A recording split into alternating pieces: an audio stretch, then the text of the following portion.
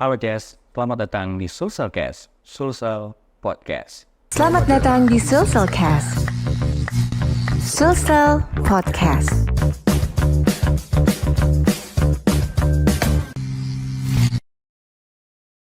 Sulawesi Selatan dan Kota Makassar patut berbangga nih, karena baru-baru berkat inovasi di bidang pelayanan publik yang dilakukan oleh RSUD Haji Makassar berhasil mendapat penghargaan dari Kemenpan RB. Penghargaan apakah yang didapatkan oleh RSUD Haji tersebut dan seperti apa inovasi yang dilakukan? Langsung saja kita ngobrol-ngobrol bersama dengan Direktur dari Rumah Sakit Umum Daerah Haji Makassar, ada Ibu Dr. Evi Mustikawati Arifin, spesialis kulit kelamin, Magister Kesehatan, Fins Divi FAADV. Halo, apa kabar Ibu Dokter? Baik. Gimana perjalanan ke studio kami? Lancar. Ya. Ini pertama kali Bu ya. Terima kasih sebelumnya sudah meluangkan waktu di tengah-tengah kesibukan Ibu untuk hadir bersama-sama kita dengan ngobrol-ngobrol sedikit mengenai penghargaan yang diterima kemarin Bu ya. Baik. Nah, sebelum berbicara banyak apalagi mengenai masalah kesehatan terkhusus stunting nih Bu, mungkin bisa dijelaskan dulu penghargaan yang kemarin diterima dan kemudian secara singkat seperti apa inovasi yang dilakukan oleh Satsesma ini Bu? Baik. Jadi saya mulai dari apa sih itu Satsesma ya? Yeah. Satsesma itu adalah singkatan dari Sadar Tolak Stunting Terpadu di wilayah Maminasata. Maminasata adalah Makassar, Sungguh Minasa, dan Takalar. Yeah. Area ini adalah area aglomerasi sekitar Rumah Sakit Haji. Berawal dari banyaknya pasien yang datang berobat ke Rumah Sakit Haji itu banyak yang terkendala terkait dalam mendapatkan layanan kesehatan dikarenakan keterbatasan biaya dan akses layanan kesehatan. Itu secara singkat awal dari kami sehingga berinisiasi untuk mengadakan inovasi untuk hal ini. Selain itu juga berdasarkan dari SK Sekda yang menunjuk Rumah Sakit Haji sebagai salah satu rumah sakit rujukan stunting, sehingga kami perlu melakukan suatu inovasi untuk mengatasi hal-hal yang tadi saya sebutkan. Nah, kemudian inovasinya apa nih Bu yang dilakukan dalam inovasi Satsesma ini? Apalagi terkhusus memberikan pelayanan buat masyarakat kita yang kurang mendapatkan pelayanan seperti ini Bu. Iya, jadi inovasi Satsesma ini menitik beratkan kepada bagaimana kolaborasi antara lintas program, lintas sektoral dalam penanganan stunting. Sebagaimana kita ketahui, stunting itu banyak faktor yang menyebabkan seperti kurangnya biaya, rata-rata yang datang juga itu tidak memiliki kartu CKN.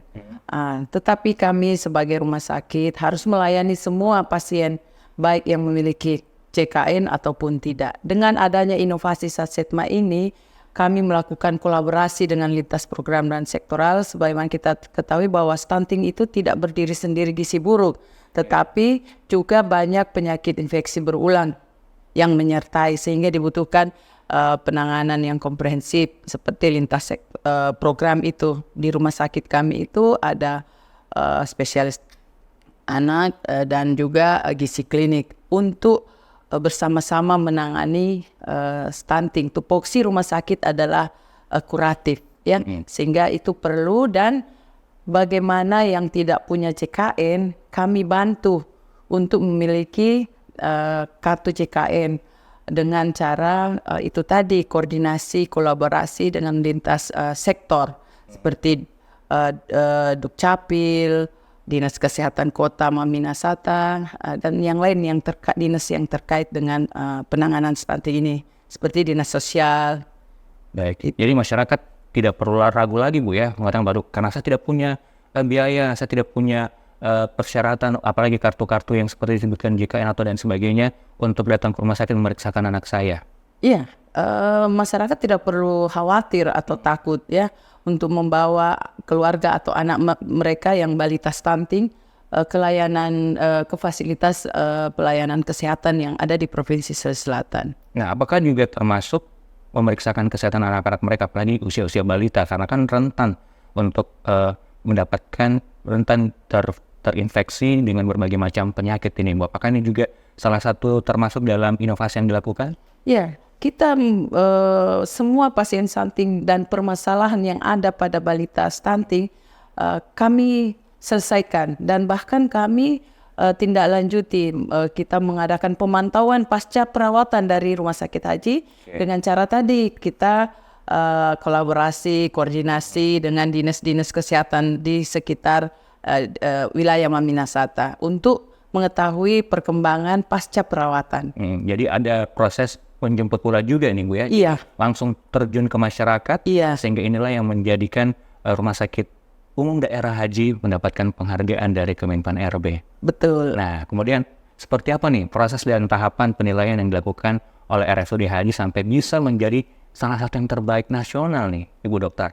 Jadi awalnya itu adalah berdasarkan surat dari Kemenpan RB yang ditindaklanjuti oleh Biro Ortala Pemprov Sulsel, Yes. kemudian melakukan pendaftaran di web Sinovic ya. Kemudian setelah itu ada pengumuman bahwa inovasi kami salah satu yang mengikuti tahap selanjutnya yaitu pemaparan dan wawancara. Kemudian alhamdulillah beberapa saat kemudian keluar pengumuman dari Kemenpan RB bahwa inovasi Sasetma dari Pemprov sebagai inovasi terbaik tingkat provinsi. Apakah program ini tiba-tiba saja muncul atau memang sebelumnya karena melihat kondisi di masyarakat realnya akhirnya berinovasilah Rumah Sakit Umum Daerah Haji ini, Bu Dokter? Ya itu tadi, karena ya tidak tiba-tiba, tetapi kami di rumah sakit melihat bahwa banyak pasien yang datang berobat itu dengan segala permasalahan, terutama yang terkait dengan pembiayaan bagi yang bukan JKN, tidak memiliki kartu jaminan kesehatan. Nah, oleh sebab itu kita berpikir bagaimana caranya kita membantu pasien-pasien ini, karena ini harus tidak ada JKN, kita sebagai harus memberikan pelayanan kesehatan kepada semua pasien, tapi kan membebani rumah sakit juga, sehingga perlu dipikirkan suatu inovasi bagaimana caranya supaya pasien ini memiliki JKN. Tidak memiliki JKN karena banyak pasien yang tidak memiliki kartu keluarga, akte kelahiran, dan lain sebagainya sebagai syarat untuk munculnya JKN. Nah, sekarang kami oleh sebab itu kita mencoba bagaimana berkolaborasi dengan lintar sektor sebagai untuk mendapatkan syarat-syarat tadi seperti akte kelahiran. Alhamdulillah kami bantu mendapatkan akte kelahiran dan 1 bulan kemudian bisa muncul JKN-nya sesuai regulasi dari BPJS. Baik. Nah, kemudian kalau melihat kondisi seperti itu sehingga memunculkan adanya inovasi ini, berarti angka stunting di Kota Makassar dan bahkan kalau kita berbicara mengenai Sulawesi Selatan ini, Bu, seperti apa kondisinya? Apakah angkanya termasuk memprihatinkankah atau masih dalam kondisi taraf masih bisa nih di mana dilakukan penanganan secepat mungkin sebelum nanti bisa mewabah yang lebih banyak lagi? Ya, jadi begini. Untuk Sulawesi Selatan sendiri menurut Survei Kesehatan Indonesia tahun 2024 itu menduduki level 10 prevalensi stunting Indonesia karena di angka 27,4%. Ya, sementara yang seharusnya adalah 14% untuk Indonesia di tahun 2024. Nah, oleh sebab itu dibutuhkan berbagai macam upaya untuk penurunan prevalensi. Salah satunya Sekda Pemprov mengeluarkan keputusan untuk beberapa rumah sakit provinsi untuk dijadikan sebagai salah satu rumah sakit rujukan stunting. Jadi di Provinsi Sulawesi Selatan saja di area Maminasata tadi itu cukup tinggi prevalensinya, seperti di Makassar sekitar 25% ke atas, Takalar 35%, dan itu cukup tinggi nilai presentasenya, sehingga kami sebagai salah satu rumah sakit rujukan, tetapi tupoksinya adalah kuratif ya, pengobatan dan yang berkelanjutan tanpa tidak mengedepankan inovatif. Tetap kami harus memperhatikan preventifnya juga, tanpa mengesampingkan preventif dan promotif, yang mana itu tupoksi di luar rumah sakit sebenarnya. Tapi kita sebagai rumah sakit rujukan stunting adalah bagaimana memberi pengobatan secara keseluruhan terhadap pasien stunting dan follow up-nya pasca perawatan seperti itu. Jadi banyak usaha yang dilakukan oleh Pemprov untuk menurunkan prevalensi stunting di Sulawesi Selatan. Ya, salah satunya seperti yang tadi saya sebutkan. Oke, baik. Nah, ini kan mungkin juga kita perlu mengedukasi nih buat penonton kita dan masyarakat Sulawesi Selatan. Mungkin ciri-ciri yang bisa disebutkan oleh dokter anak-anak yang terjangkit stunting itu seperti apa, supaya mungkin orang tua bisa lebih aware. Karena jangan sampai ada orang tua yang mungkin oke lah kalau bisa langsung membawa anaknya ke rumah sakit rujukan. Tapi bagaimana orang tua yang tidak tahu menahu mengenai, oh ternyata anaknya sudah mengalami stunting, ya dok. Nah, yang pertama apa yang harus diperhatikan oleh orang tua terlebih dahulu, setelah itu mungkin mendatangi rumah sakit. Ya, jadi kalau ada pasien atau keluarga yang lahir, balita ya, lahir karena stunting itu sampai 5 tahun saja, lewat dari 5 tahun sudah tidak termasuk, ya mulai lahir dilihat panjang badan dengan berat badannya. Itu sudah ada ukuran tertentu, sehingga kalau anak-anak dibawa ke puskesmas, ya puskesmas itu yang pertama pastinya, itu bisa ketahuan dari situ. Ada standar tinggi badan, panjang badan ya kalau bayi baru lahir dengan berat badannya, dengan kondisi dari apakah dia termasuk gizi buruk atau tidak. Itu yang baru lahir, nanti seiring perkembangan usianya akan semakin terlihat seperti itu. Dan begitu lahir, biasanya tenaga kesehatan yang melihat akan segera memberi edukasi, saran, dibawa kemana pasiennya, seperti itu. Dan mungkin para ibu juga orang tua perlu melakukan pemeriksaan juga ya sesering mungkin kepada anak-anak mereka supaya bisa terhindar dari yang namanya stunting, dok. Iya. Memang seharusnya ibu yang mulai dari bukan cuma melahirkan ya, tetapi mulai dari hamil ya sampai melahirkan itu harus rajin memeriksakan kondisi kehamilan sampai melahirkan. Seperti itu. Walaupun sebenarnya stunting itu faktornya banyak sekali. Nah, itu mungkin bisa menjadi lebih aware lagi buat para ibu dan para calon ibu. Iya, calon ibu. Dan utamanya juga masyarakat kita mungkin yang mengalami terkendala, aduh saya tidak punya banyak duit, sudah dijelaskan juga.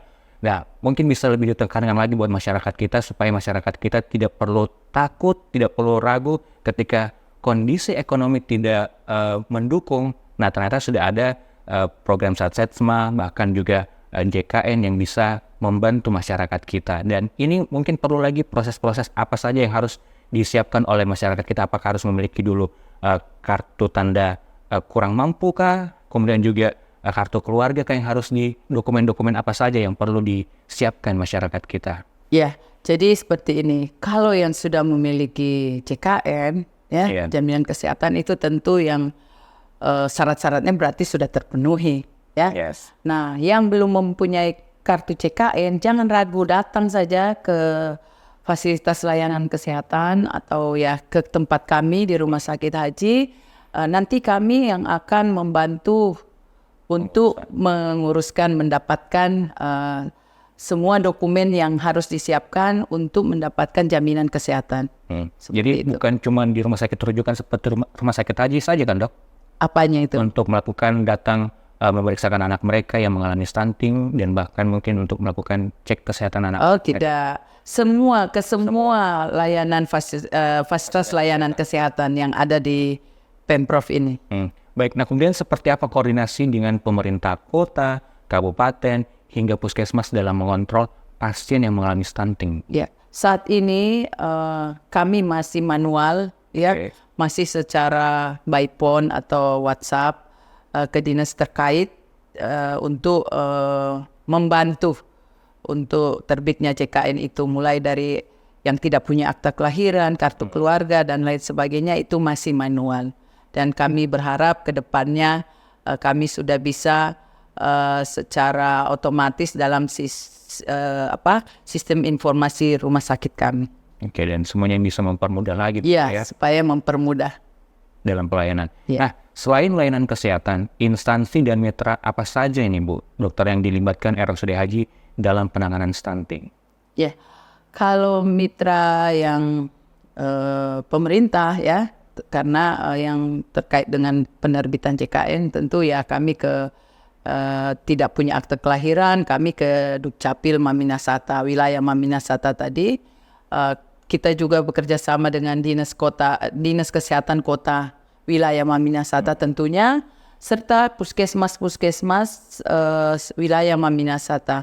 Karena itu gunanya untuk mengetahui pasca perawatan mereka. Apakah baik-baik saja mereka atau tidak, mungkin bisa, dan ada yang beberapa mungkin bisa datang kembali ke kami. Kalau mitra lain, kita juga ada dibantu oleh seperti LSM, Basnas, dan lain sebagainya. Oke, semoga mitra-mitra ini bisa bekerja sama nih Bu ya, dalam atas yang namanya stunting. Nah, kemudian seperti apa nih Bu Dokter, harapan Ibu Dokter sebagai Direktur RSUD Haji dalam inovasi Satsma ini? Ya, harapan saya ke depannya semoga inovasi Satsma ini bisa meningkatkan layanan kesehatan kepada masyarakat, khususnya pasien stunting. Tidak ada lagi pasien stunting yang ragu untuk datang membawa anaknya hanya karena terkait dengan kurangnya pembiayaan. Kemudian kami semua di Rumah Sakit Haji berharap inovasi Satsma ini bisa berlaku atau diikuti oleh seluruh rumah sakit Pemprov untuk mengikuti inovasi ini. Kemudian yang kami harapkan juga penguatan regulasi atas inovasi ini, misalnya Pergub atau Perda.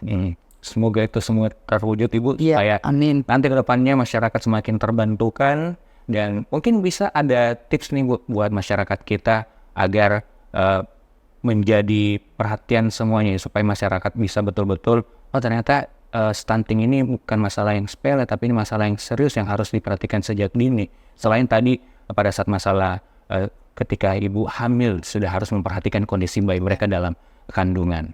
Baik, stunting ini merupakan suatu hal yang luar biasa, sehingga penanganannya pun tidak bisa biasa-biasa saja. Kita membutuhkan suatu kolaborasi ya antar banyak instansi ataupun mitra lainnya.